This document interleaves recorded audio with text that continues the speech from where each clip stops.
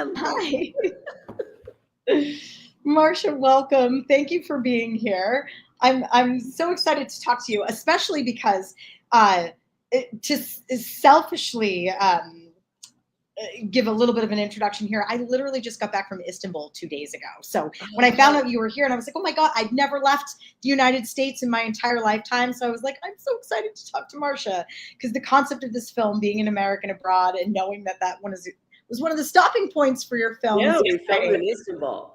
And Yeah, you have not seen the film, I assume, right? I haven't seen the film yet, but I'm back and I'm going to support it at the actual festival. But when I saw that, I was like, wow, I literally was in Turkey like days ago. This is super exciting. We were meant to meet. So I'm curious to hear about the inspiration of your film. Tell us a little bit about that, how it got in the hands of La Femme, and when did this story take root for you? Well, lockdown. I mean, it's a great time. No, actually, what am I thinking? Wait, this is so wild. Because you know how time got compressed during the lockdown, you completely forget. Like that feels like a blurry year. Yeah, no, it came right at the end of the lockdown, basically going into 2021. I got inspired and I wrote it because I have always wanted to be a travel reporter and I haven't been hired as one. I've traveled to over 45 countries. So I wanted to write a story that I could relate to and go to these countries because I love traveling so much. And then I wanted to do basically an amalgamation of all the men that I have dated, which isn't a lot, but I've been single for a long time after being divorced, and they're usually younger. And they're not like the character Arnold. They're not as conservative. They're usually more rock and rollers, and that leads to disaster. So I decided to create a character that was more like Brian Gross, who took my scripts, and then it was a TV series before it became a film, and he rewrote them, and it was more like him. He's a lot more conservative than me, and he's very happily married. And believe it or not, when you watch the movie, his sister, the person that plays his sister, is his wife. So I say that because basically it's a romantic comedy about a relationship that starts pre-COVID. Then, of course, they can't date for over a year because they can't even see each other.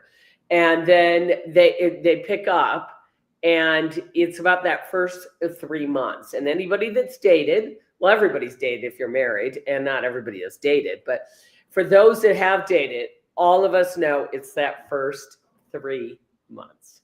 And basically, she is such a whack job, and I am playing myself, but it's all lines. It's all lines that we have memorized. And last night was the opening of the film, and I have a hangover. So I am literally today really Marcia Kimpton, and it's a mockumentary, and I use my own name. I really am that character because I drank last night at the opening of the film of American Abroad. And everybody a lot of women came up to me and said they loved it because it really felt like the first 3 months, where I'm not sure, I'm going to like that. And will I stick with that? And I'm such a whack job, and he's conservative to make it interesting comedy. He's like, I don't know if I can handle this woman. I mean, she's into astrology, and she's now told me because she's on the cusp, and in the cusp change for Capricorn and Sagittarius, that she can no longer date a Pisces, but she really wants to date me. So it's that kind of stuff that happened in the first 3 months, and I'm really, really proud of it. So you should be. I'm really excited to see this. You are such a character, and I adore talking to you. So I'm enticed to ask, what if you could tell us one little like behind the scenes story that still kind of makes you laugh or cry while making this film? Could you share one of those with us? Well, so my favorite country is France, and I've been to Burgundy, and I love the Bourgogne wine. It's really, we call it Burgundy. It's a skit, and it's really called Bourgogne. Okay, so my favorite, there's a few favorite moments that happen. The reason why that is my favorite is I truly did have to write a sign every morning saying, do not drink all the Chichon Montrachet before you leave. because while we're filming in my favorite country, okay, and my favorite wine in my favorite area, I would say Côte d'Azur is my favorite area, but my favorite wine is everywhere and it doesn't cost a lot. It was such a problem every night. And I just said, screw it. I'm just going to drink my bottle of wine every night. And I had the best wine, and everybody else woke up at 8 and I woke up at 6 and got on that running belt to get that sweat.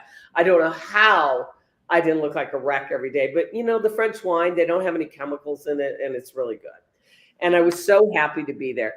So then we have to play this scene about being drunk, and we really edited it down. Like I said, it was a 9-part TV series and it didn't sell. So I repurposed it with a voiceover of Arnold as a male perspective and made it into a movie. And it's actually even better. And I'm so thrilled that it didn't sell, because it's really, it all came together when we put that voiceover.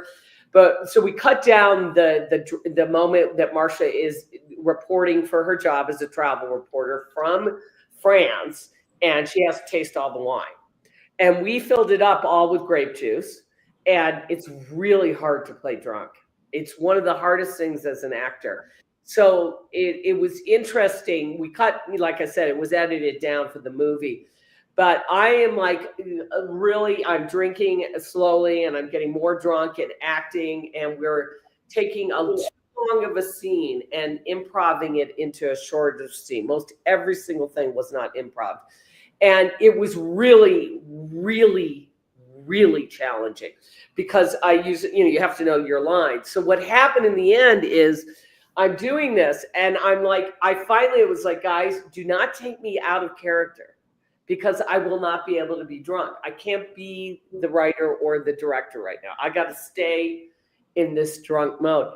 And I tell you, everything in life is a state of mind. I swear to God, by the end of the scene, I'm like, wait, did I drink real wine? Wait, there was not real wine in there, right? No. So it was a really beautiful moment, because it was so close to heart. And actually, I don't get drunk, but I do love my wine, so I can get really buzzed. But I then, at the end of that day, had my wine again and put that note down, just like the movie. The movie has the note. And I pass the note every day. And my boyfriend, Arnold, says, why do you have that note? I said, well, so far, it's not working, right? I'm drinking every night. So that's kind of a little behind the scenes. I have so many stories. One I have to tell you that was so cool is that it was post-COVID and it's 2021, and a lot of people were not traveling then. There was nobody. I don't know if everybody remembers how empty everything was. So we got to Hedra, Greece, and I'm on a limited budget. I don't have extras. I couldn't even organize. I got one guy to play the waiter, a Greek guy, an actor I cast. And we just had to go up to people in the cafe and go, do you mind just moving over there to the right? We're going to be filming, and I'll pick up your breakfast. I'll pick up your coffee, anything. And people did it because the Greeks were so nice, and everybody along the way. But when you see some of these extras, with the exception of in Istanbul, when we do the astrology moment, we had real Turkish extras there.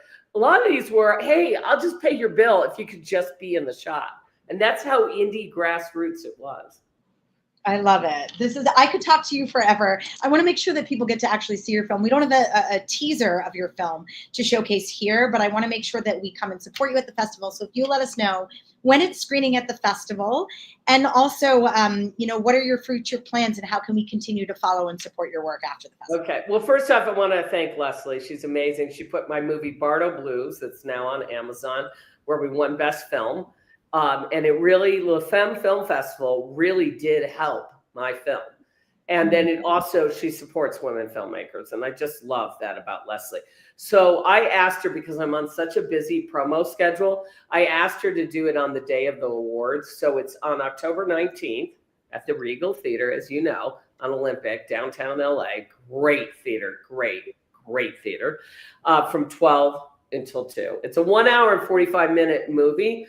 Hopefully you don't think it's too long. I do want to do the plug that at Kimpton's World Travel and Comedy channel, the YouTube channel, or my Facebook and Instagram, which is just my name, Marcia Kimpton, that we have all the trailers there for the film. And it is on Amazon now. I don't think that I realized when I was lucky enough to get into Femme Film Festival. But it's also going to be virtual. So, you know, if you're doing the Femme, you want to support Femme and not necessarily Amazon. So I love that. Well, thank you for chatting with me today. And you're amazing. Thank you for bringing your work to this festival again. It's important and hilarious. And I usually button it up with a quick fire question, which is coffee or wine on set, but I feel like you've answered that for me. Definitely wine at the end of the day. I got you. I'm picking up what you're putting down. Thank you, Renee. You've got great energy too. And again, you know, La Femme is supporting. I am a writer, director, producer, and actress. And us women only get 10% of the jobs in directing. Still, 90% go to men. So again, big plug to La Femme Film Festival, because, you know, us women need to get more jobs in the entertainment business. We do indeed. I appreciate you so much. Thank you, Marcia. Thank you.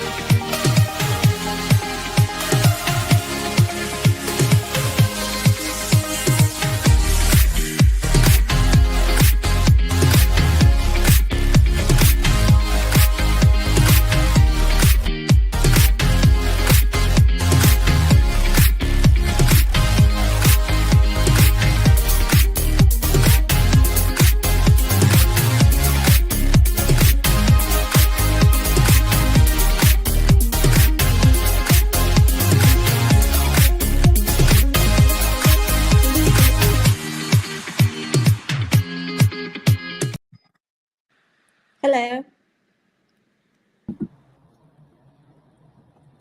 Hey. Hey. I'm muted. Oh.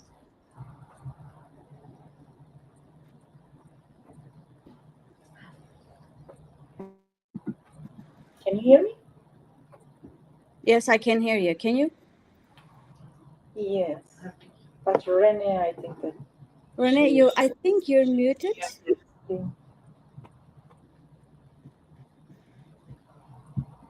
Okay. You can hear me now? Yes. All right. Sorry about the technological glitches. We'll edit that out of the segment later. Ladies, thank you so much for joining me. I'm excited to talk to you. So this, I hear, is your first feature film. You're the director, the writer, the producer, lead actress. So you weren't really busy making this film. This was a small task. Please tell me a little bit about your inspiration, what it feels like to be a part of this festival, and tell me about the message of your film, the call to action about it being in a festival like this. First, Nasim Mariam Kiani Vardanian. I am director, writer, producer, and Mariam is another writer, another producer, and lead actress. Just want to make sure that everything is clear here. And Mariam and me, after one of our short film a couple of years ago that we collaborated with each other, just get so close and closer because lots of things in common, especially our goals and some of our concerns for a long time. And this film and what we wanted to produce is one of our boldest concerns in our life, women and children. And we started just one night when she came to my home, sit on tables, and just after our dinner, she talked to me about her idea to make a film in Armenia, in her hometown. with a very low budget movie.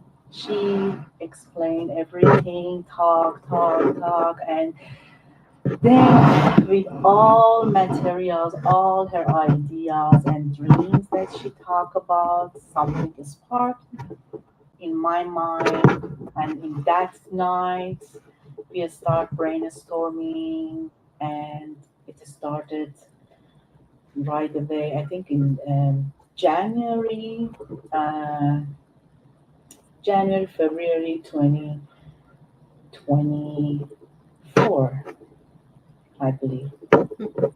And yes, And Miriam, will you talk to us a little bit about your experience being a part of this process?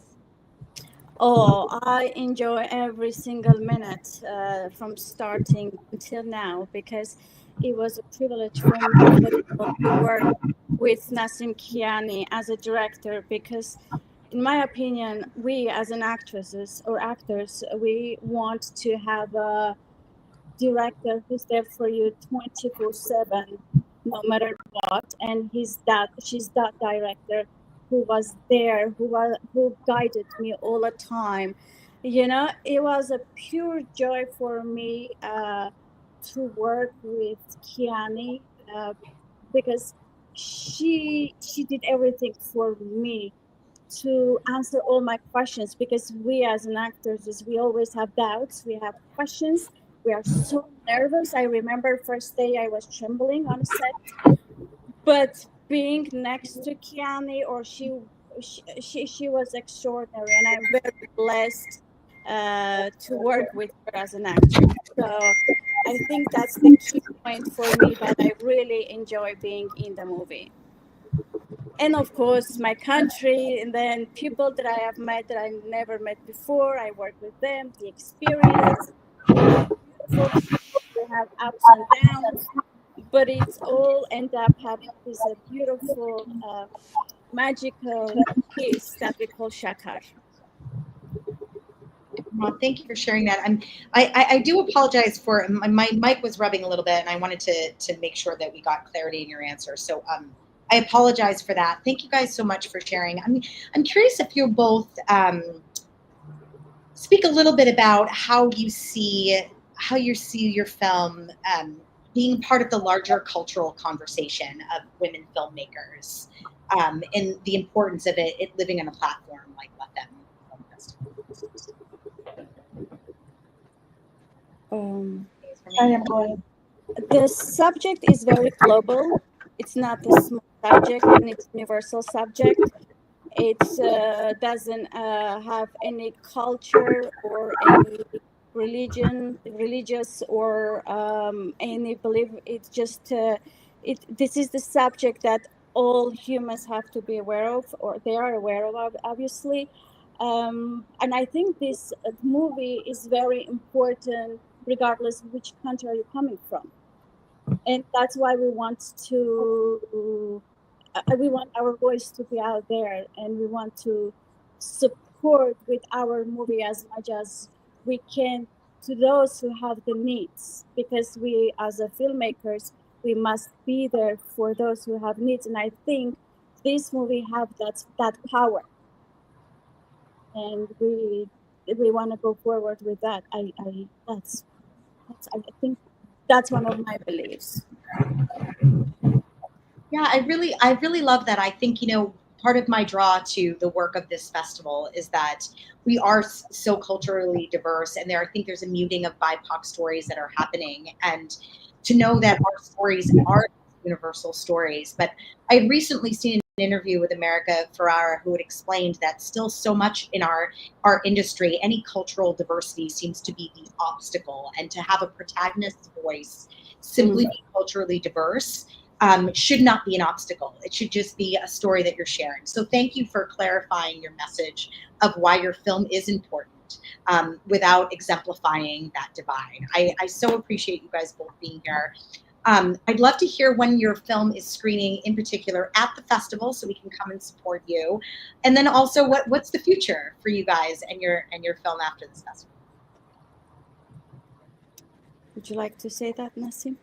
Yeah.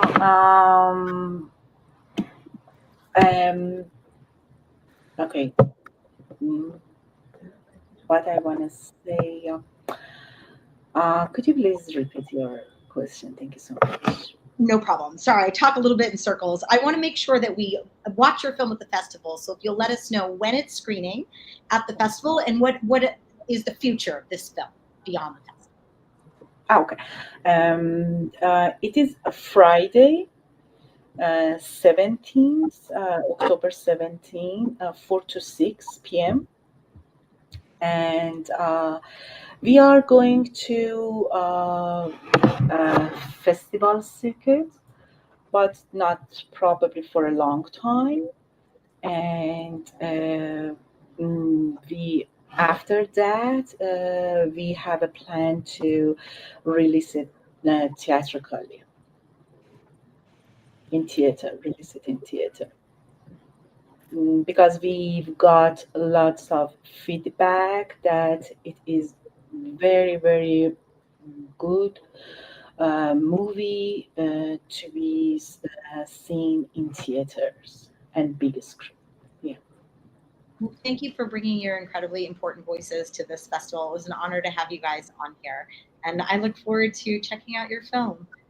Thank you. Thank you so much, ladies. Thank you. Have a lovely one. You too.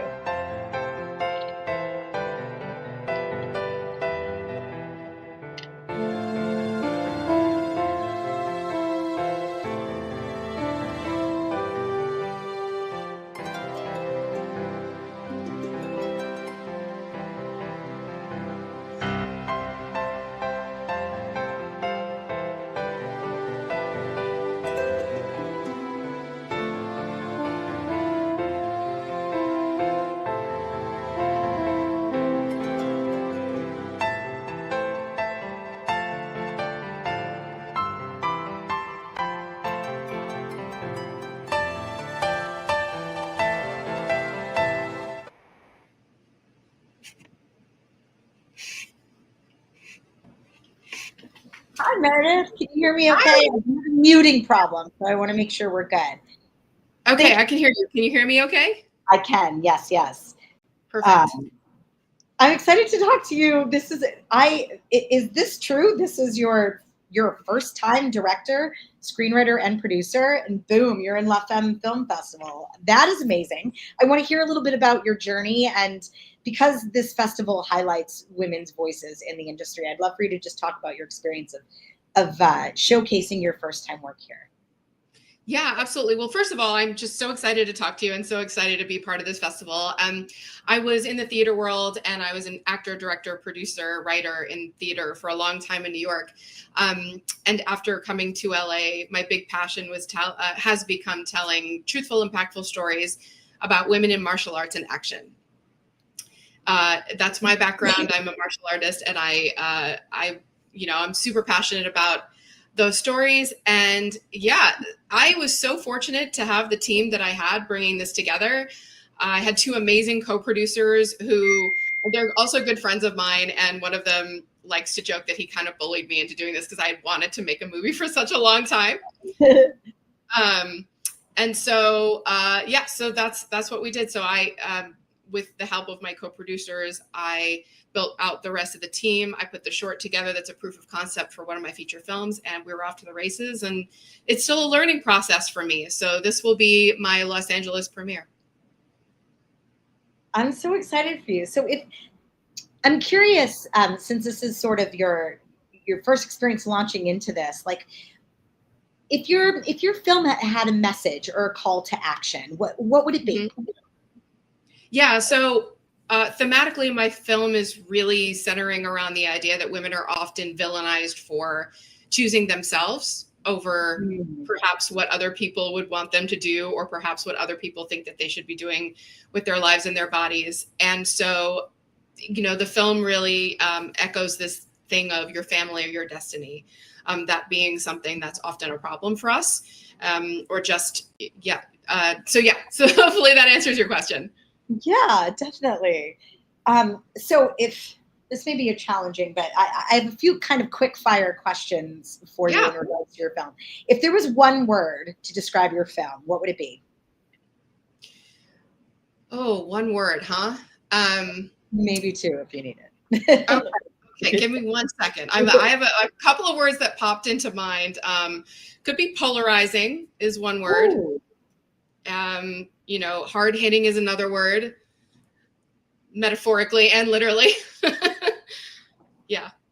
That would be a good log line for Marshall's film. See, these are why I ask these things. Okay. Can you give me one word that would describe you as a filmmaker?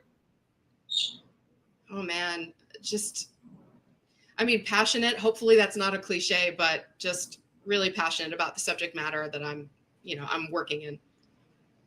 Yeah, I think that's a great answer. You know, we have to have, I think, a pull to purpose. I mean, part of the reason why I feel such an honor to be a part of this festival is I think there is a need of the time right now to amplify female voices. And yes. So, you know, it may seem cliche for women to be passionate and want to amplify their voices, but let's do it. Let's bring that cliche to the forefront. If it has that reputation, like, I think it's an important one to have. So I'm excited to support your film. I'm curious if you'll talk a little bit about what is the bigger picture? What is your next vision? What's next for the film after this festival? Yeah, absolutely.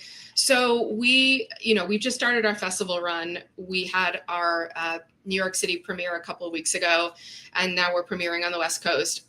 This is also doubling as a proof of concept for my feature film of the same name. So as we're going along in our festival run, we're hoping to make meaningful connections and meet producers, financiers, people who are really interested in the subject matter, who are really passionate and are not scared of this polarizing film, to help us bring it to life.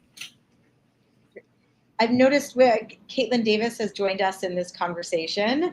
How are you? I'd love for you to piggyback on Meredith's comments about this film. How does it feel to be here at La Femme Film Festival? What's this like for you? Oh, it's so exciting. Thank you so much for having us. It's like thrilling. It's our LA premiere. We're here. We're like so excited to share this with our friends and family. And Meredith's written such a like beautiful, compelling, edgy piece, and it's like really important right now more than ever. It's a tough time in the world. It's a tough time in the industry. But I think it's like so wonderful to really be in the trenches, showing people that these stories still deserve to be told and they deserve to be made. And hopefully we're going to find those people. Yes, I hope you find these people at the festival. And if you will let our audiences know when you guys are actually screening at the festival itself, and then also how can we continue to follow you and support your work beyond this festival and this interview? Yeah, so we'll be screening October 17th. That is a Friday evening at 6 o'clock in the 6 o'clock block. And to follow us on social media, we are at BlackRose_movie on Instagram. So you can follow us there, or you can follow me personally at Meredith Allen, also on Instagram. Caitlin, I don't know if you want to give your personal IG, but that's how you follow us. Yeah. Just don't give like your home address. No, no, absolutely not. Follow you online. Yeah. Exactly. Yes. I'm the Caitlin Davis on Instagram, and we can drop those in the chat too. So would love to connect with everybody. Thank you, ladies. Absolutely. I appreciate you being here, and we're excited to support Black Rose at the festival. Well, thank you so much. Thank you so much for having us. Of course, of course. Have a great night.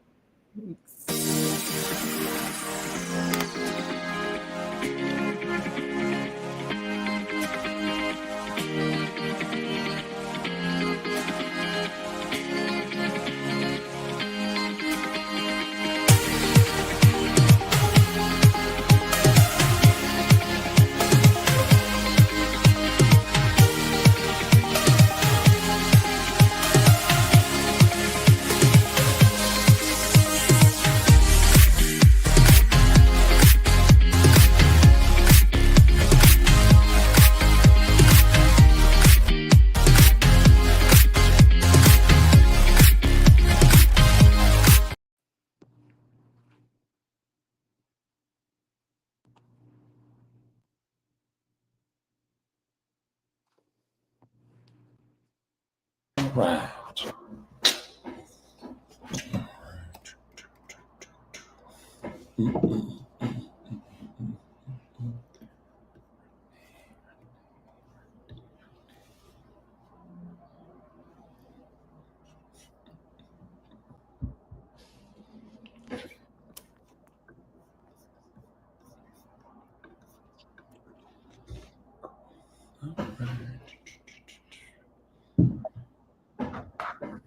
Hi, everybody. Can you guys hear me?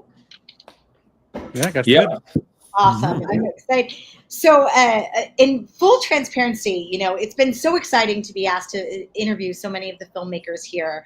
But there are so many of you, and I haven't been able to view all of the films, but I had the blessed opportunity to be able to get a sneak peek at Forever Caroline. So I'm excited for you guys to talk a little bit about this story. It's sort of creepy and spooky, and what inspired the idea, and how did it get in the hands of La Femme? Well, I'll speak a little bit just about, there are two people on the in this team, Kendra Morgan and Sarah Harper. These girls, we were working on a feature film over in Kentucky, and they had an idea for this piece, and they wanted to bring these characters they had written to life. So we came up with this story about these two girls with this kind of ghost story, and just shot it right after production wrapped on the feature. And we went right into shooting this short, and gave them a chance to, showcase their acting ability and do a female focused led story, and just a lot of fun. And then that evolved into finishing it, and now we're getting into all these beautiful festivals. So much love has been there, and Kendra's here. So yeah, it's been a great time. So, and we're excited to premiere with you guys in the West Coast, and here we go. So yeah. Kendra, do you want to add a little bit too? What was the question? I missed it. I didn't hear it. Oh, It's sort of what was. yeah. Oh, go ahead. Go ahead, Renee. No, Renee, go ahead. You asked Honestly, Maxwell, I was like, oh, I need a sip of water, so you could take this. No, we were just talking a little bit about the inspiration for this film, your role in this project, and kind of like when the story took root for you. Just sharing your experience about being a part of this film and getting it into this festival. Okay. Me and my best friend, we were from small town Kentucky. We started acting. We don't get a lot of like the support behind us here, just because it's small town, so they don't think that we can do things like that here. So we wanted to really, especially being women, like we wanted to get our voices out there, get our dreams out there, and show everybody what we could do. So we started writing this. We kind of wrote like a little shorter version of this, and then we met Max, we met Derek on another project, and brought everybody on board. Wow, I'm impressed with this work. I'm wondering if you all could speak. Maybe Derek could take the baton for this as a producer. Kind of what is the message or the call to action for your film? So the film really revolves around trauma, addiction, and a night gone horribly wrong. And there's much that resonates with the film, I think, with a very large swath of audience. So the relationship that the two main characters have and a supporting character have, I think really will resonate with a lot of people.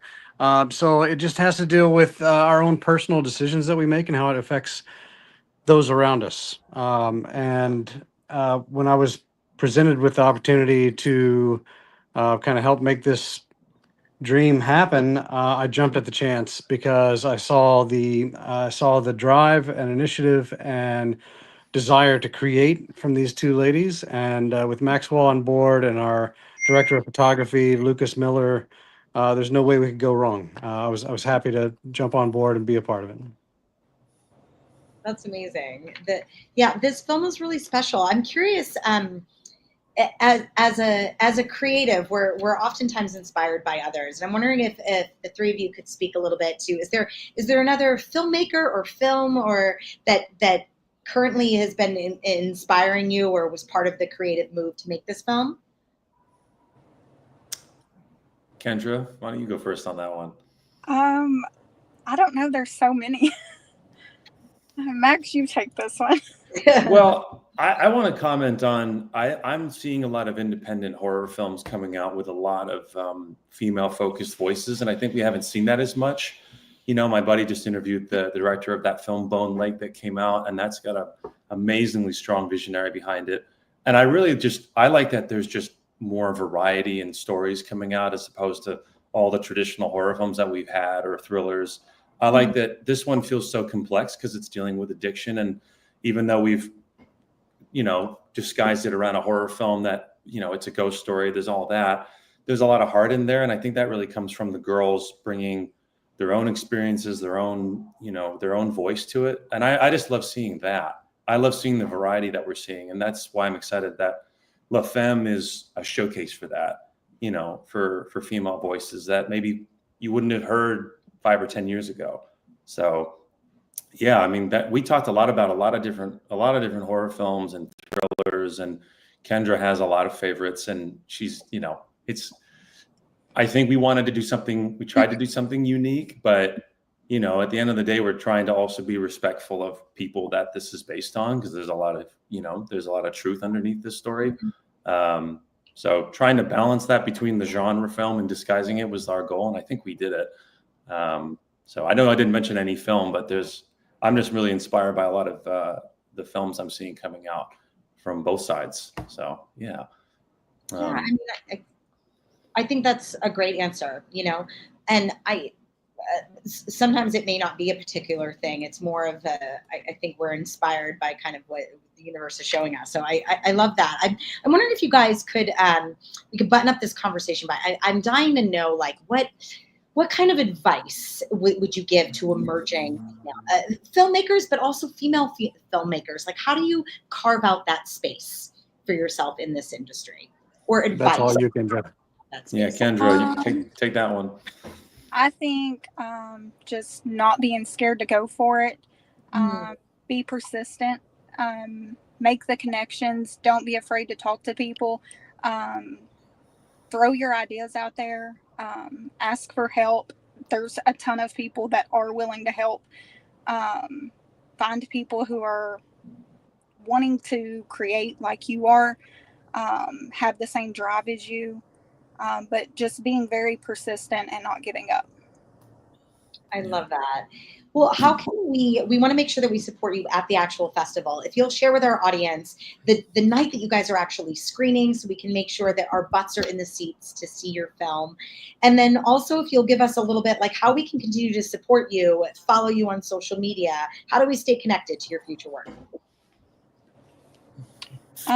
We are being shown October 17th. Derek, do you have the time frame? 6 p.m. 6 p.m. And then we have Facebook and Instagram. It's Forever Caroline. And we can drop that in the chat here if that helps. Yeah. Yeah, we're really excited to show it in downtown LA at the Regal. That's going to be a great night. So everybody come out, support. There's a whole block of great films that we're honored to be with. So yeah, it's going to be a great night. And yeah, Facebook, Instagram with Forever Caroline. There's a comma in there, but yeah, here we go. Thank you so much, Renee. Here we go. Thank you, guys. Thank you for being here. Thank you. All right, cool. I'm going to take a very, very quick break here just to reboot my computer, and then we'll pop back on with the next film. Thank you guys for being here and supporting the festival.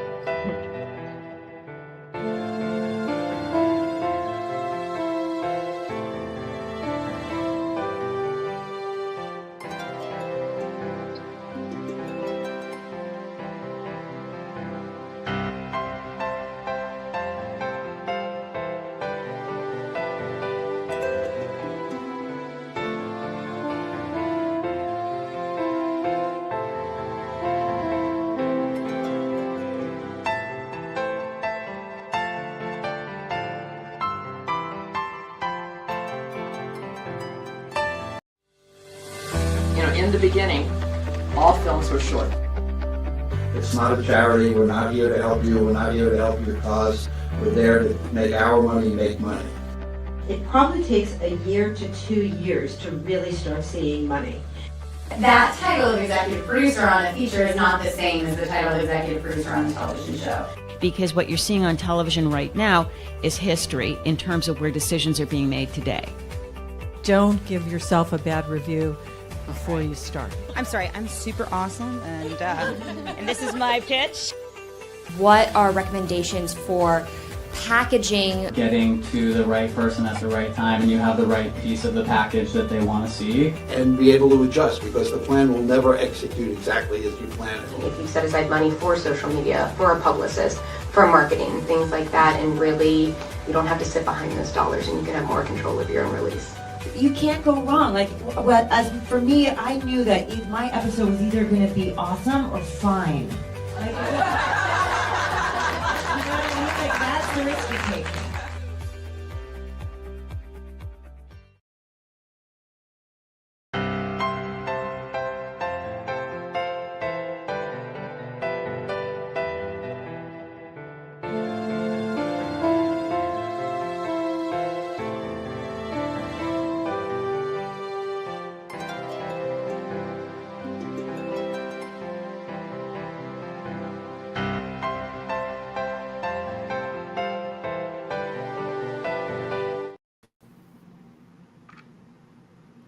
Hello, how are you? Hi, Cynthia. Thank you for being patient for the reboot here. My computer has been occasionally like petering out here, so I had to pop onto another device. Thank you for being here and being a part of this conversation. Tell us a little bit about your film and it's called No Choice, and it's a 7-minute proof of concept. Oh, I love this. Actually from a feature screenplay that we have some producers interested in, and we wanted to make the short film to kind of help push that forward. We were fortunate enough to get to premiere recently at LA Shorts and are really looking forward to our screening here at Femme. It's definitely a very female-centric story, so Femme is the perfect festival for it, honestly. It is based on a true story. The feature screenplay, we actually call it more like The Notebook meets Sophie's Choice. It's based on a true story that happened during World War II. My friend Julie Kohner, it's her parents' love story. They were young lovers in Teplitz, Czechoslovakia, a beautiful town right on the border of Germany when the Germans invaded. And he was able to escape to Los Angeles because he had family living here who was able to, his brothers both lived here and were able to take him in. But she was stuck there and survived 4 concentration camps, the 3rd of which was Auschwitz. And that's where our story takes place, where she had a heartbreaking decision to make. She found herself pregnant at Auschwitz, and that's a death sentence. So she has to figure out a way to terminate the pregnancy to save her life. And we feel this is topical right now because of Roe v. Wade being overturned, and also just the state of things in our world right now. It's very timely, but it's an intimate story between 2 women. And both of the women became well known after the war. The main character, Hannah Kohner, in 1953, she was the first Holocaust survivor to tell the United States audiences about what had happened to her. She appeared on a show called This Is Your Life. Meanwhile, the character that I play in the film, Dr. Gisela Pearl, was known as the Angel of Auschwitz. She published a book afterwards. She was a Hungarian Jewish prisoner who was also a doctor. And she was working for Dr. Mengele. But secretly at night, she was performing abortions to save women's lives, hundreds of women's lives. And Hannah Kohner was one of them. And that's what our story is. It's a dark story at a dark time, but we feel very important for what we're going through and what we're living through right now. Wow. Thank you for bringing a story to this platform. I mean, this seems to be such an incredible feat to overcome and just the execution of bringing this to the film platform, but also I'm curious if you'll talk a little bit about what was the most creative challenge that you faced while bringing this story to life. Well, as it is with most short films, money, funding. But we were incredibly fortunate that we entered a short film script competition run by the Claims Conference, the Jewish Claims Conference, and we were a finalist in it and won the money that funded the film and also funded our applications to film festivals. So we were very fortunate in that regard. We were also fortunate in that the comment that we keep getting from everyone is about the authentic set design. Ironically, it's my in-laws' garage that we filmed in. Wow. Had what looks like the exact bunk beds. I actually went to, out here at the Reagan Library, they had the traveling Auschwitz exhibit, and I went there for 3 difficult long hours. It was quite an experience, but they actually had one of the bunk beds from Auschwitz there traveling with the show, as well as many pictures. And ours just happens to be an almost identical replica. So we were very fortunate in that. And we've gotten many comments back about, like I said, in quotes, the authentic set design. We're like, yeah, we got very lucky. So I'm the co-producer of the film along with my husband, Peter Hunziker. We also co-directed it. I ended up playing one of the roles, which I hadn't originally planned on doing, but I have a theater background, and it was actually kind of interesting and fun to be in front of the camera for a change. I played Dr. Gisela Pearl. So we were blessed to have very good friends who were talented writer actors who played the roles. Monique Sorgen, Susan Mark, Denise Carlson, and Joseph Purdy were all amazing in it, and all did it, out of friendship for us. Since it's a 7-minute short film too, we were able to shoot it in 2 days. So that helped. Wow. Thank you for sharing that experience. I just got back from Europe and I had the privilege, but a tough day of visiting a concentration camp. And it's energetically, it's such an incredibly tough experience to be immersed in that. And I'm curious if you'll just talk to us a little bit about, as a filmmaker, how did it being in that, recreating that space, inspire you to finish making this story and kind of like what does this look like for you as a storyteller? Sure. Well, I also on the side, I'm sorry, my lighting is doing strange things here. I know I look like I'm in a fog bank or something. My normal ring light is going in and out. Isn't working, of course. Well, first off, I hear what you're saying about going through a concentration camp. I felt that way with the 3 hours I spent at the Auschwitz exhibit. I've never actually, but I plan to go to the concentration camps in Europe. I'm sure that must have been so difficult. I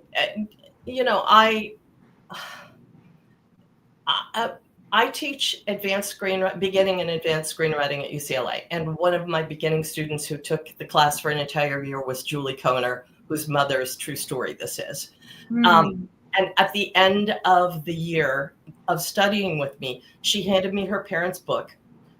It's called Hannah and Walter, A Love Story. Like I said, it's very much like The Notebook in many respects. A lot of the story of the feature is more about what led up to them being torn apart by the war.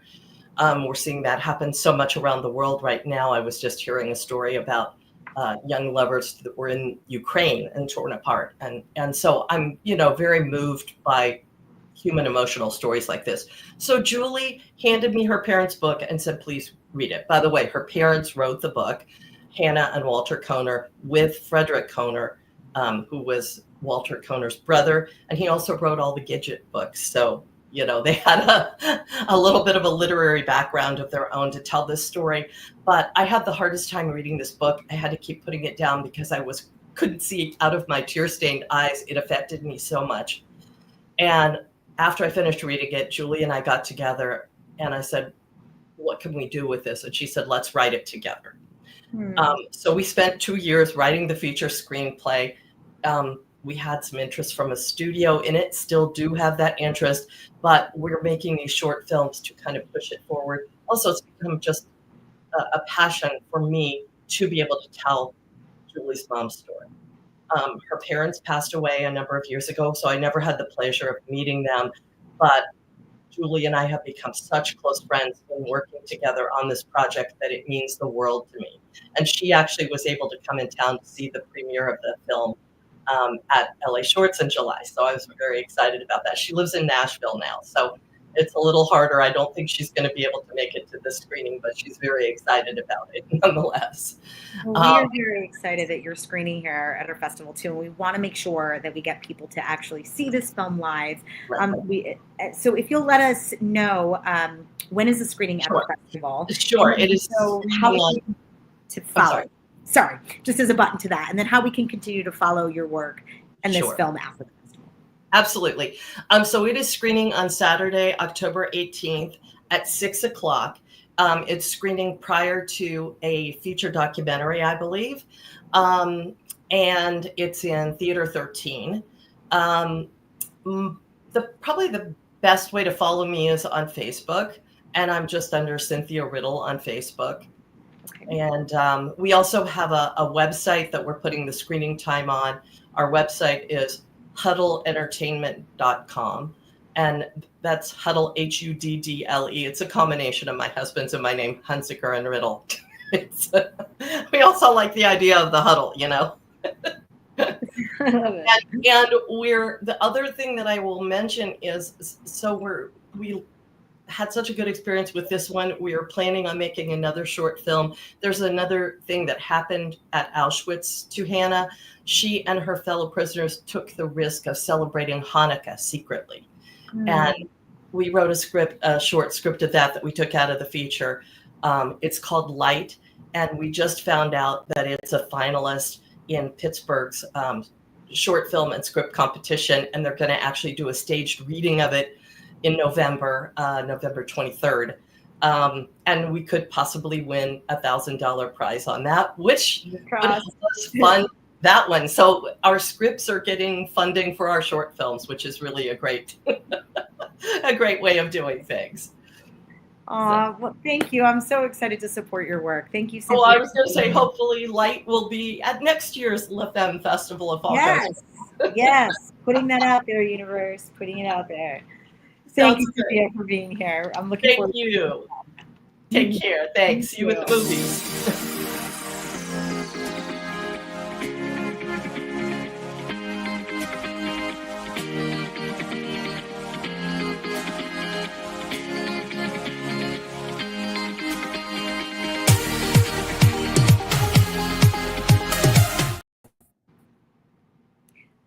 Hi, Jana. Hi. How are you? Thank you so much for being here and for being patient in that waiting room. I'm speaking to so many incredible people. I'm having a hard time buttoning up my conversation, but I want to make sure that I don't miss talking about this film. This is such a unique project, has such cultural importance. I would love for you to speak about your inspiration for your film, the call to action of your film, and what it feels like to be screening at this festival. Yeah, thank you. Jenna, I'll start it off with just talking about Black Cake. I'm from New York originally. I'm actually here in Los Angeles now. And the idea of Black Cake came when I started acting when I was 23 and doing some theater and some projects in New York. I learned that there isn't a broad opportunity for Indo-Caribbean artists. And while I was being represented by some managers, I was being typecast a lot for South Asian roles, but I don't necessarily fit into the South Asian space. So I was producing my own work here and there, and nothing was really coming to fruition. And at some point I realized, you know what? There just aren't any stories about Indo-Caribbean families or women or men. I mean, there might be small pockets here and there, but just not broad enough for people to recognize who and what I am, and probably the reason why I'm struggling to fit in anywhere in the industry. And I really wanted to showcase the culture while pairing it with a universal theme that anyone and everyone can watch the film and really recognize themselves in it as well. So it's not just for Indo-Caribbean women, it's for all women. Yeah. Yeah. But I love that you say that the visibility for an Indo-Caribbean woman. I'm sorry. I'm like, look, I mean, isn't that now? But I can't even wrap like my brain around saying that. Like, which is why this visibility is so incredibly important, because you deserve to be the protagonist in your own story. And I think so many BIPOC stories are superfluous, and they should not be. So I am proud to be educating myself through this film. Jana, if you'll piggyback on what Keisha said, this experience for you. Yeah, absolutely. So I found out about Black Cake through a casting call that Keisha put out through the acting school that we both went to. And we didn't go at the same time, but we put out newsletters for alumni projects. And when I read about Black Cake, I loved it because it is that universal story of this family of women and what they're going through, but it also is culturally specific, and it's of a culture that I had never seen on screen. And during acting school, I decided I wanted to pursue producing. And so when I saw this story about this community that's underrepresented, those are the kinds of stories I want to tell. I just reached out to Keisha and the team and said, how can I help? How can I get involved? And they welcomed me with open arms, brought me in from the very beginning, and I was able to give feedback on the script, help with getting the casting call out, and then really just get more set experience as I transitioned into a producing career. I love that. You know, speaking to so many different people on this platform today about kind of their journey into their film and giving it a voice, I wonder if you guys would speak a little bit about what does success for you as filmmakers and also success for your film look like? What words of inspiration can we give to fellow female filmmakers trying to get their content out in the world? I was actually just talking to Jen about this earlier. I think one thing that came up in our conversation is I feel that, well, especially for women, like we're always taught to be small and play small. And especially for women of color, I mean, we were just taught to survive. And like not be big, not really show our faces or do anything, or we weren't really taught to celebrate ourselves. And I feel like, just own the space, be you and be collaborative. And we're all here doing the same thing and trying for the same thing. And I think that really showed up in our crew once we had our crew. I mean, we were talking about this earlier today that like our big success for Black Cake so far has been the crew that we developed. It was a mostly female driven crew, but it was just the collaboration and the openness and the sensitivity towards like the project itself, and everyone just shining through their own talents was just such a beautiful thing to witness. And we shot this within three days. So to witness that for like 3 days straight was like, I was floored, and I was so like, I don't know if it's impressed is the word, but just like, wow, this is really happening. Like everyone's so freaking amazing on this set, and they're just being themselves, and just owning who they are. Yeah, absolutely. This was the first set that I'd been on, and I was spoiled by it, honestly. I like, to me, it also became a gold standard of the sets that like I create in the projects that I work on. But there were so many women behind the scenes. It was so collaborative, and I think just like seeing everyone support each other, get this all done in this like home in Queens in 3 days. It just was very inspiring. And to me, it's not really a surprise that the project turned out so well, because Keisha, Megan, and Izzy really worked hard to create that culture in a team to get this done. Oh, I love that. Well, I want to make sure, I feel like I could talk to you guys forever, but we have a clip of your film and I want to make sure we have enough time to get to it. Yeah. So if you'll share with our audiences when we can actually see this film at the festival, and then a little bit about how we can follow both of your work and learn more about you and your film and the future of this project beyond this festival. So the film's going to be shown on October 18th on Saturday at 4 p.m. or within the 4 p.m. block. And you can follow us at Black Cake Film on Instagram, so just at Black Cake Film, and or you can follow me at Keisha Bisram, just my name. And future of this film, I mean, this is going to be just floating through film festivals for the next year or so, but realistically, my goal and my dream is to stretch this out into a feature film. Yes, You know, say have it. someone look at it and be like, yeah, I want to fund that. Yes, put that out there. Yeah, because these ladies, like these characters need to be seen and we need to see more of them. And, you know, I feel like it's just a little taste and we need a feature-length film for it. Speaking of a little taste, let's slide off to a clip of Black Cake. Thank you, ladies, for joining us. Thank you. Thanks. Best of luck.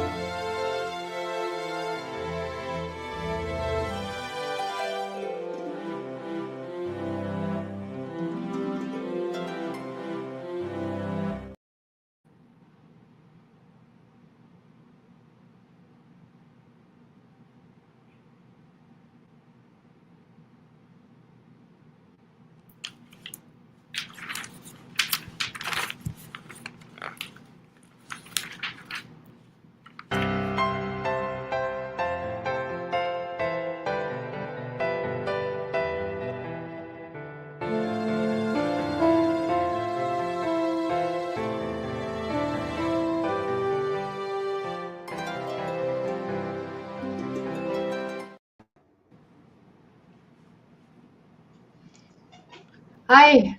Hi, Trina. Welcome. Thank you for waiting in queue here. I'd love for you to tell us a little bit about your film, Ball Lightning, and how you got it to LA Femme Film Festival. What inspired you to create this work and its relevance here? Well, thank you, first of all, so much for having me, and thank you so much for letting me talk about Ball Lightning.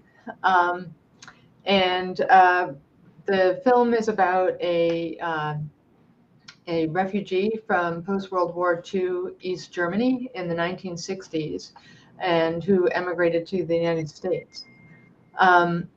The film is inspired by the woman who raised me, so it's a true story.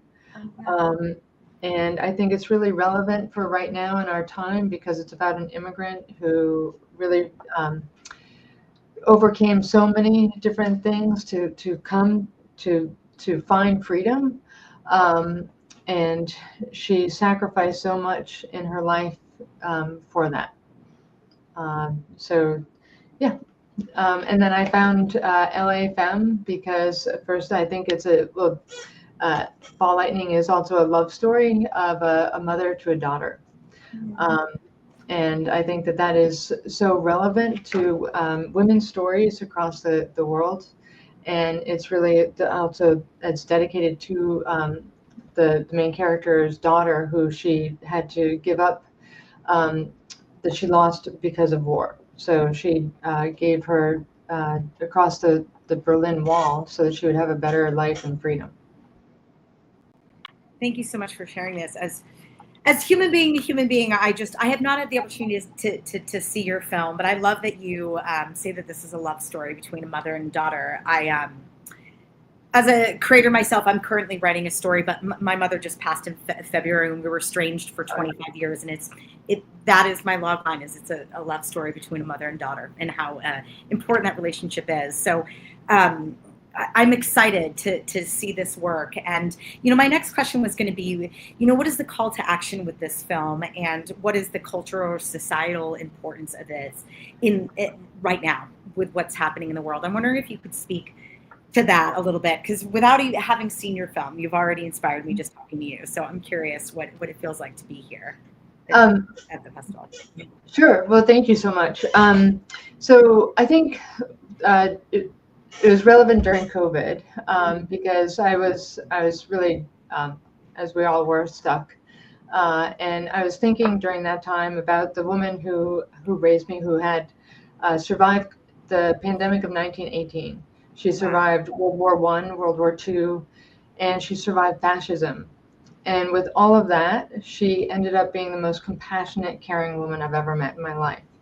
And I think right now it's incredibly timely because we're talking about all of the different things that are happening in the world right now. We're talking about surviving war, surviving fascism, being compassionate, being loving, being caring for one another, and being a mother, and how much being a mother comes across in all sorts of things that we do, that sort of female empowerment, that giving and caring for one another. I think that's something that we really have to hang on to if we're going to survive and stay compassionate ourselves.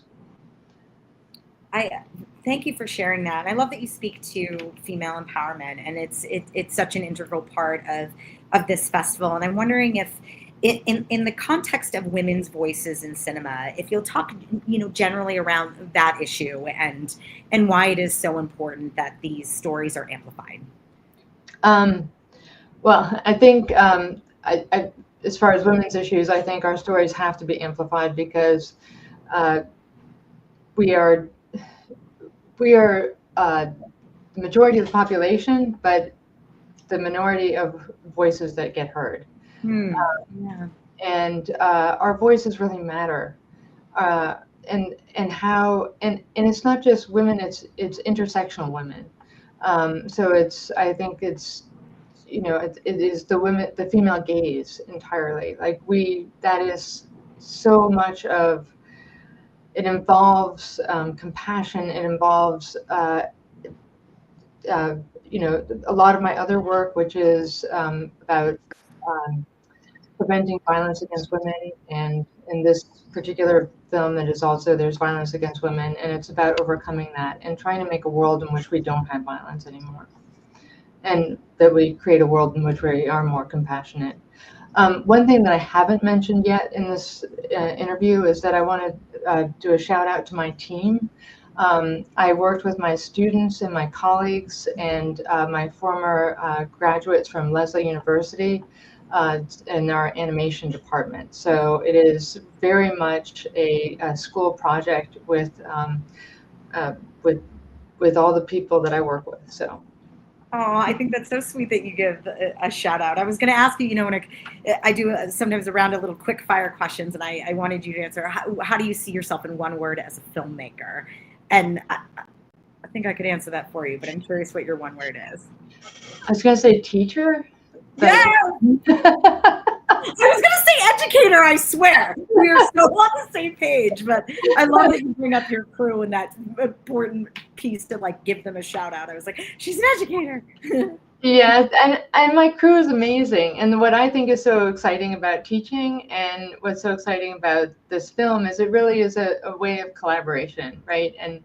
And working with my recent grads and with all the students, and also my colleagues, my sound designer, Robert Gifford, who teaches sound at Lesley Art and Design, did the sound design for this. But the recent grads and my students would come up with these incredible solutions that I could never even have thought of. I knew they were my students, but they have their own way of looking at things and their own ideas. And we really would come together all and think about what are the best solutions for these shots. And for 5 years, it really was we built a community, and we built this community in COVID when we really needed it. And it's lasted. And one of my crew members, Hannah Sincata, is actually coming out to LA Femme to represent the film, and I'm just so excited for her. This is, I think, one of her first major film festivals to be at, and I'm thrilled. I'm just so honored, and it's really because I have to be back in the classroom. So. Oh, well, I want to make sure that we get our butts in the seats and support you and Hannah. And will you let us know when the film is actually screening at the festival? And then also let our audiences know how we can follow your work and continue to support you beyond the festival. Thank you so much. Yeah, so the film is it's screening on Sunday the 19th. And while we're talking about it, I also want to point out the painting behind me. A lot of a third of the film is done with actual oil paintings on panel, and they are large like this. And then the rest of the paintings are done, there's 110 watercolor backgrounds in it and 52 oil paintings that are in the film. And then we worked with TV paint over that. So I think that wasn't answering your question, but no, you definitely did. And hopefully we'll get glimpses of some of those images in your clip now. Thank you, Tuna, for joining us. And please stick around, you guys, for a clip here of Ball Lightning. Thanks for joining us. Thank you. Bye-bye.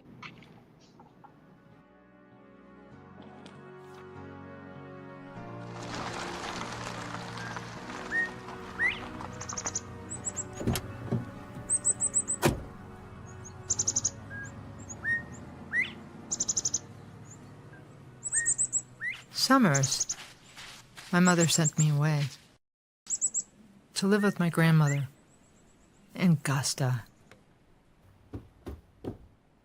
That is where I learned to love and be loved. Gusta came from another world. She had a past that she kept to herself. There were rumors of a fire placed behind a wall.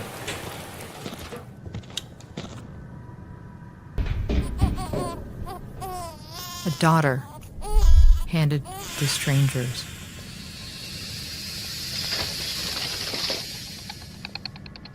And a word I did not know. Refugee.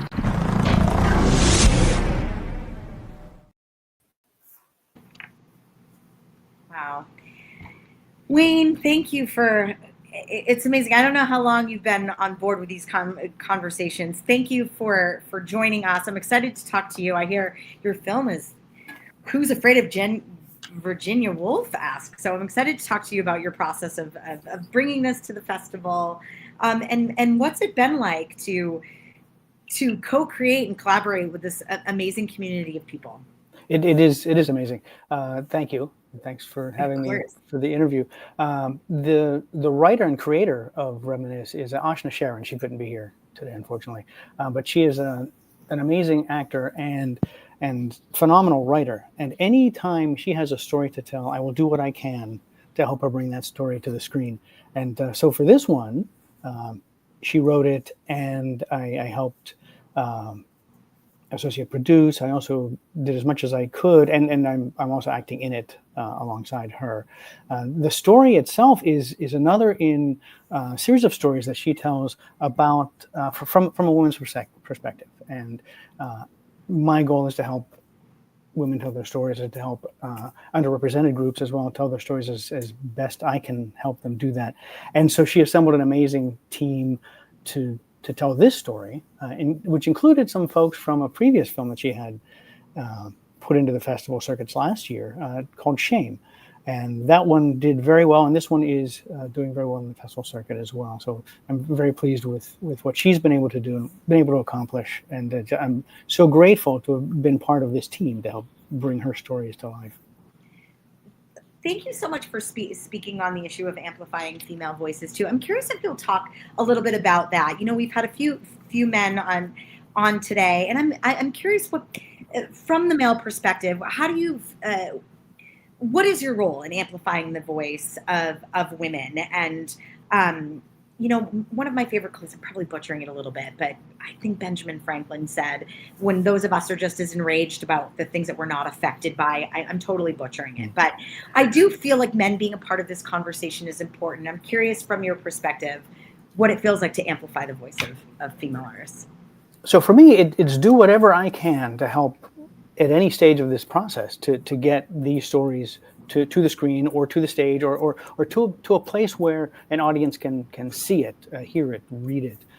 And so for me, that ends up being helping out financially. I've also been producing and executive producing and actually producing some additional works that Ashna specifically has written and created. So we have 2 additional films in post-production right now, and one we're about to film next weekend that we're co-producers, and I'm actually going to direct that one that she's written.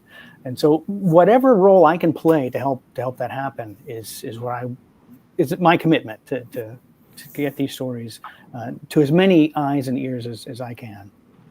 Oh, I love that. I'm wondering if you'll speak a little bit about the community and community building on set. I'm curious. I like to hear the backstage pass stories a little bit. You mentioned you were an actor on the set. What was it like to be on this set and work with this group of women? Oh, it was amazing. So Ashna was able to pull in a lot of folks in key positions in the crew. This film was directed by Leslie Morris, who had a beautiful eye and has created, I think, some wonderful images in this film, and just created a beautiful film. And a lot of the creative crew just worked very well together, which has been the case for every single one of the sets that Ashna has put together. And as you know, it's a community that we create. It's a community of collaborative creatives. And so it's the magic that comes with it. It's alchemy, really, to have a set that creates something that's amazing, but also creates an experience, creates a moment in time that we all can be proud of. So there's the product, of course, but there's also the process. And that process must be fulfilling. That process must lead to something that includes continuing relationships with people that you find you want to spend more time with creating, or spend more time with as a human. And so it's the memories of having done that will always be with us. And the promise to create more of those memories. So as a human relating with other humans on something that's an important, worthwhile project. I say worthwhile because a lot of projects are just projects that I found as an actor, but the ones that are really worthwhile, the ones that tell an amazing story and that bring with them a lot of people's just best work are so fulfilling. And I almost feel guilty for having these kinds of very fulfilling experiences with a group of humans looking to do the same thing. Oh, I love that. Yeah, I like that you mentioned those experiences. Sometimes the acting is just the work. I had a co-star role where all I said is, "Bob, can I get a price check over there?" And I'm like, "I don't know, I'm an artist. I don't know if I'm feeling it." Right? I love that you're talking a little bit about being on the set. Were there any happy accident moments that when you talk about alchemy, where all of a sudden something that wasn't planned turned into magic on the set? Well, that's a very good question. So for this particular project, I don't know if there were any happy accidents. There was a lot of work, of course, a lot of rehearsals. There are some kind of intricate scenes and a lot of things that had to be pulled together to create some of the transitions. But the themes that Ashna had put together were personal to her. And I think just the happy accident is the cast that we were to put together, the crew, of course, but the cast worked so well together that I think there was a lot of general camaraderie, a lot of real kind of relationship fuel that was created by the cast that was assembled for this role. I think so. It's not really an accident. It's a lot of work to cast a film well, but the fact that we were able to get these 4 people onto the set and working together, I think that was I think one of the best happy accidents that we could have hoped for. Oh, I love that. Well, we have a clip of your film, so we want to make sure that we get to that. But I'm wondering if you could button this up a little bit with just telling us what you think the call to action is for this film. So the call to action for this film is as I mentioned, it is a personal story, or it relates to some of the things that Ashna has gone through. So the theme is age gap love. So the husband and wife have an age gap of about 25 years, and which is related to Ashna's own experience, where her husband is 10 years older than she, and she had some experiences with some judgment about that age gap. but also a potentially inappropriate relationship between a professor and a student, which is related to her grandparents. That's a story that is from her family. And so bringing these two ideas together, and the theme is love enough. It is real, true love. What really matters when society can layer on top of that, there's an age gap, which society might have a problem with, and also a potential difference in power dynamics, a power imbalance potentially. They could have affected this relationship in its infancy. So these two ideas hitting up against what is truly a loving marriage and some past information coming to light, and what that does to a marriage of 10 years that has been going very well, and then suddenly some ideas or questions start being raised about that relationship. Wow. Well, thank you so much for sharing that. I want to make sure that we get to a clip here. Will you tell us when your film is screening at the festival so we can get our butts in the seats? And then what is the future for this project after this festival? And then we'll pan to a clip. So this is this weekend, and I have, well, where is it? I had it right in front of me, and now I don't have the time slot right in front of me at the moment. Don't worry, we'll edit this part out. So the time is, you can start your time right here, and there you are. That's when it's screening. Why isn't it on my calendar? But this film is also at a variety of other festivals. In fact, there's one coming in 2 weeks in the Southwest premiere, and we had one last week in the Midwest premiere. So it is. Is there a website where we can follow you to continue to support this film? Oh yes, and so Reminisce the Short Film is the Instagram handle, and also Facebook. So at Reminisce the Short Film. Reminisce the Short Film. Okay. Thank you, Wayne. I appreciate you being here. And yeah, well, thank you. You got it. You've been a delight. This has been so much fun today. No, you've been a delight. Oh, thank you. I appreciate you. All right, let's peek at a clip of Reminisce. Didn't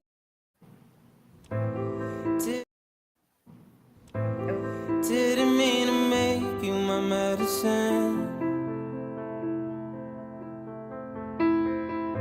Forgot what it feels like to look within. And there you go again, scraping me off the floor. You're too tired to do that anymore. I got this song and it's stuck in my head. It's the sound of your smile, it's the taste of your breath. I don't know.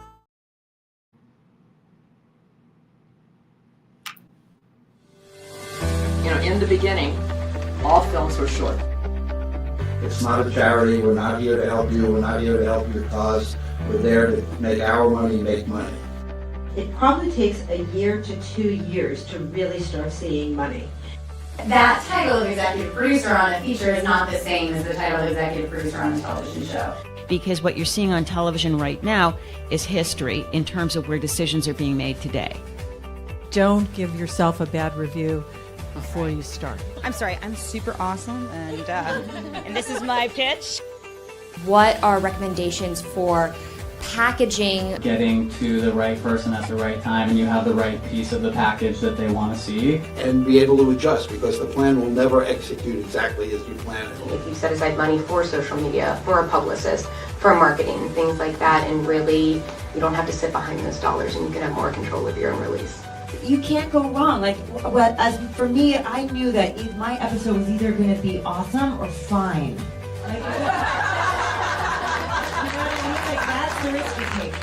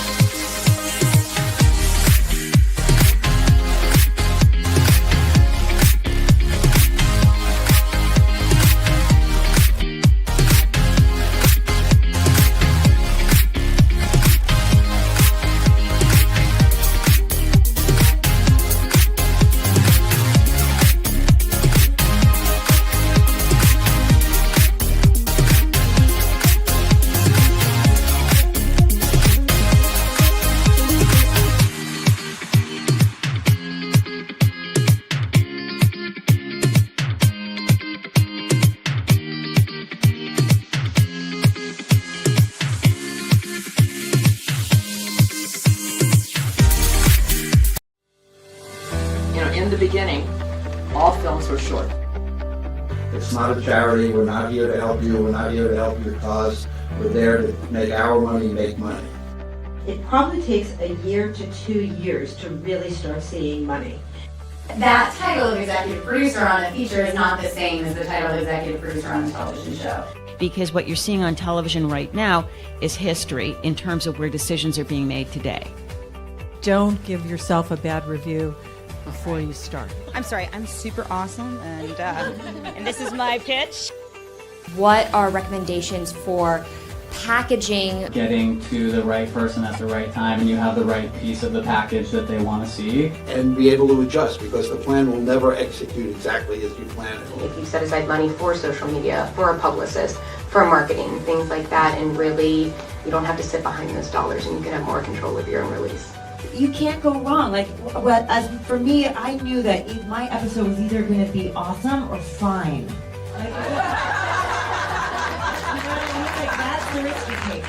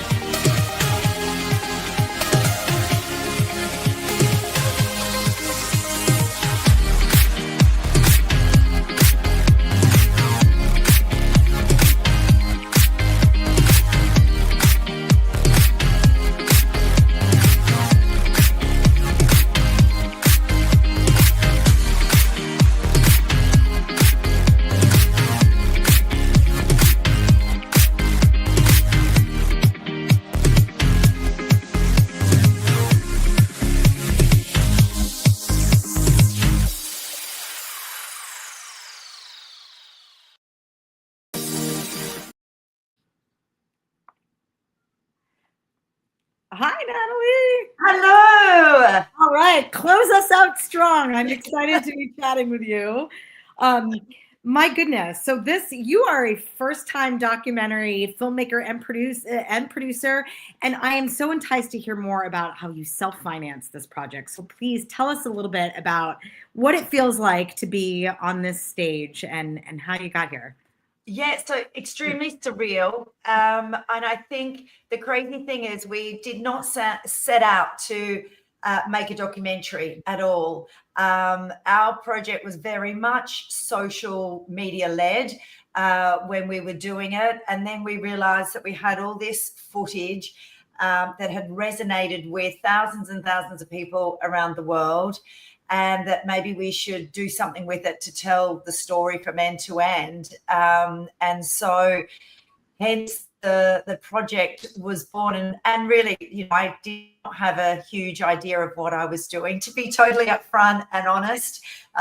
It wasn't my area of expertise. But soon learnt very quickly, and then it's gone crazy since. We've distributed it on airlines. It's gone crazy on YouTube. So it's been pretty amazing.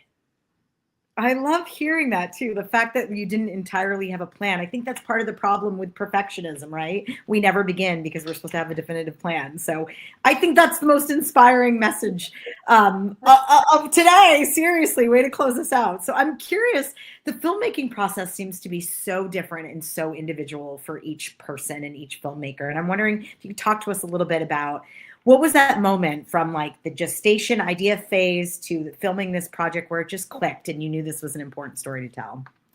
Yeah, I think, when I started out to do this run, it was a very, I guess, not selfish, but self-centered thing, maybe to prove something to myself and other people. So the idea was we're just going to capture some content, mainly for sponsors along the way. But after day one, we were getting hundreds and hundreds of thousands of views on the content. So it exploded. And then it really was story driven rather than, we need to force this story. It was like, we had no idea what we were doing, what was going to happen. And I think that's what made it so genuine. And then, all of these hundreds of hours of footage, a combination of social media footage. So just filmed on iPhone, and then some filmed by the crew that we had with us. And this crew were not documentary makers either. They came along out of the goodness of their heart, the camera guys. So this was something new for them. So it literally was amateur hour. And then I put it in the hands of someone who had could edit something like this at the end to try and then retell that story in 60 minutes rather than across 12 days.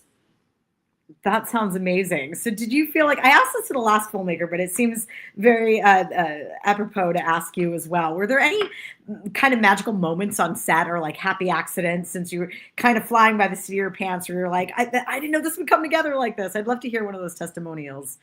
Yeah, I think a lot of the times, we didn't know what to expect because no one had sort of run across these three countries. And it really was a combination between you are so exhausted, I'm running 14 hours a day, to these happy moments of we're in a school in a part of Thailand that I'm the first Caucasian person that these kids have ever seen. And there's a 7-year-old boy coming up to me telling me that I've inspired him to dream big. And obviously me breaking down and crying. And I think the other thing that seemed to resonate with a lot of people as part of the story, which that we managed to capture, was about halfway through, and I sort of again broke down. I've never cried so much in my life. And someone asked me, why am I doing this? And I think at that point it was like to show women that they can go and achieve amazing things no matter what age. And at that point, our audience grew even more. And, it resonated not just with women, but with men facing, where do they fit in the world once they get to a certain age? So I think capturing nuggets that were so genuine and real and live, that's not scripted, was what became magical.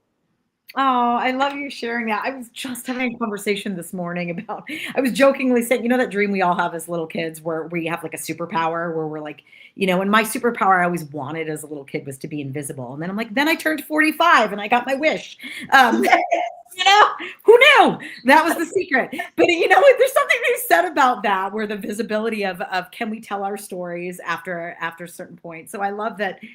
To even make that parallel between both of our stories is so interesting to, I think it's important to amplify our voices over 45, especially. I'm curious if you'll talk a little bit about, like when I was reading your bio, how it's currently showing globally on Singapore Airlines. How does that happen?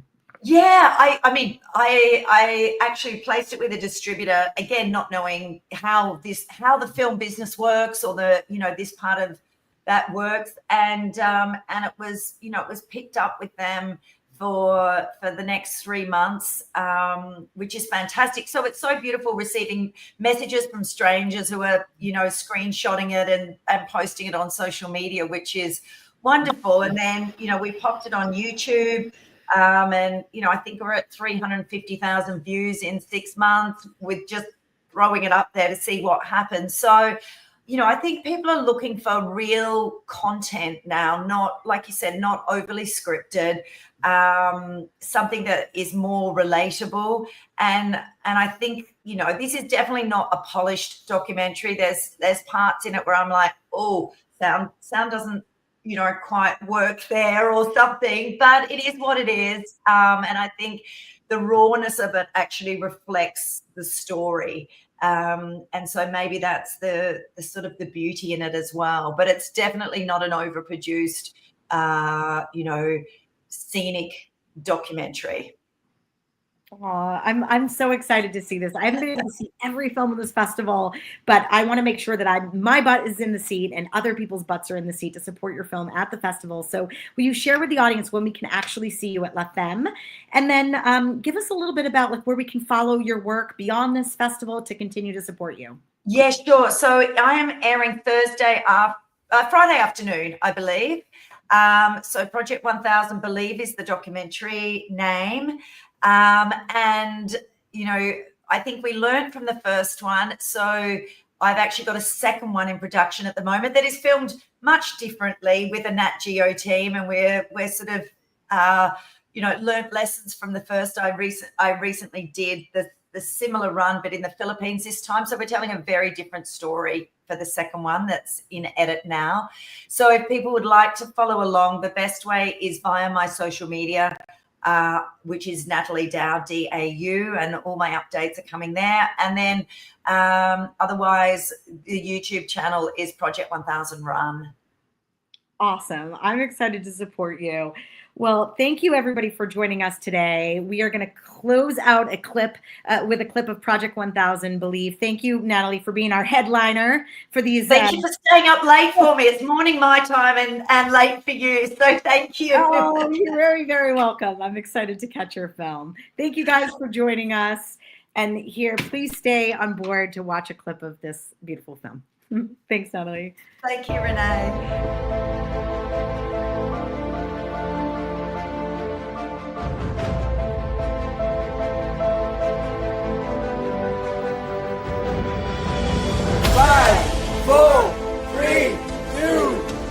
And she's on! Right, Dad, you're ready to go. Let's go!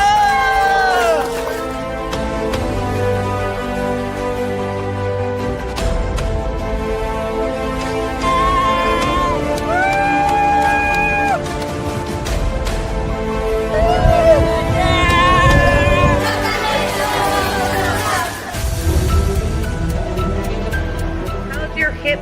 What's the update all around? Yeah, so day one, we went out a little bit hard, I think, hence the hip problem. Feeling a bit tired, still not getting enough sleep. Day 3 is going to be tough. It's almost again. Same, no different lad. Legs are good, bladder not so good. The woman is one tough chick.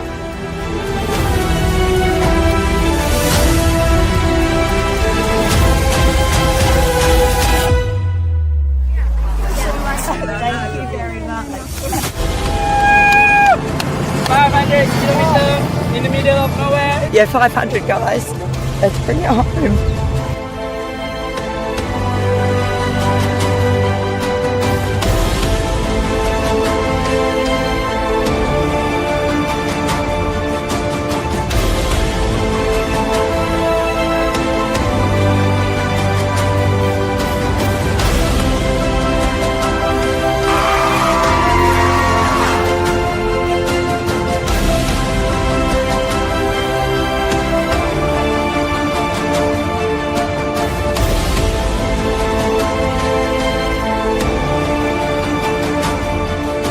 I really want to prove to women out there that they can do it.